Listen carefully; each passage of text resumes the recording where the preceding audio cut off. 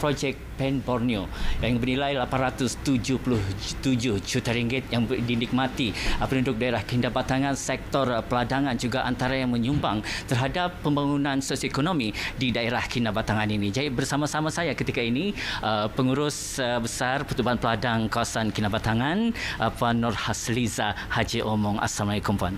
Waalaikumsalam warahmatullahi. Baik Puan, bagaimana agaknya melalui sektor industri kelapa sawit yang dijadikan inovasi oleh Pertubuhan Peladang untuk menyediakan satu keperluan seperti beras untuk keperluan penduduk di daerah Kindabatangan ini?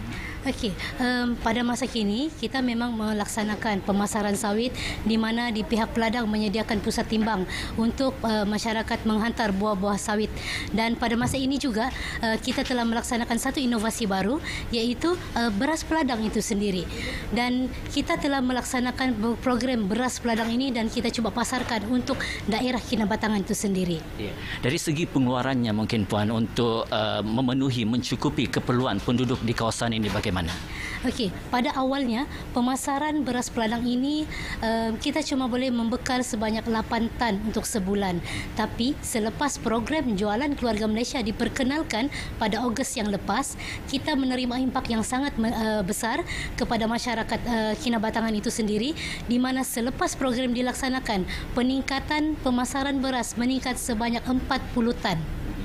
40 tan. Jadi bagaimana dia dipasarkan ini di daerah Kindabatangan ini Puan? Okey, pihak peladang berkolaborasi bersama Freshmart Peladang yang diusahakan sendiri oleh ahli peladang kita iaitu Sheikh Nordin, dan pemasaran kita gunakan sebagai Freshmart inilah, iaitu semua penduduk boleh memperoleh beras peladang itu sendiri di dalam kedai Freshmart ini. Ya. Dari menerusi program jualan murah keluarga Malaysia, bagaimana pula produk ini dapat membantu keperluan penduduk di kawasan ini?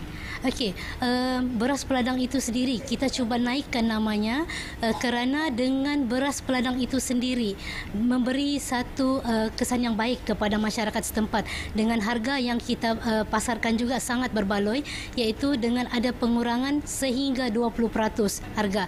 Jadi penduduk-penduduk di sekitar daerah Kindabatangan itu sendiri dapat menerima manfaat hasil daripada subsidi yang diperkenalkan oleh kerajaan Malaysia. Jadi selepas beras ini mungkin ada perancangan lain lagi yang dilakukan oleh ataupun dilaksanakan oleh Pertubuhan Peladang Kawasan Kindabatangan ini. Ya, selepas ini kita cuba akan memperkenalkan lagi satu projek, iaitu penanaman kelapa tacunan. Dan kita cuba bekalkan kepada daerah Kindabatangan khususnya dan juga kawasan di daerah negeri Sabah itu sendiri, terutamanya di kawasan Pantai Timur. Okey, terima kasih Puan. Sama-sama. Baiklah, kelangsungan masa depan pembangunan di kawasan Parlimen P187 Kindabatangan ini terletak kepada penduduk di kawasan ini, dan esok 19 November merupakan hari pengundian. Seramai 44,773 pengundi berdaftar di kawasan ini akan menunaikan tanggungjawab mereka mengundi di 28 pusat daerah mengundi dengan 111 saluran. Dengan itu, setakat ini laporan dari saya, Salih Jikri yang sahih dari RTM. #MyPRU15 kembali bersama Munawar dan Raja Sofi di studio. Silakan.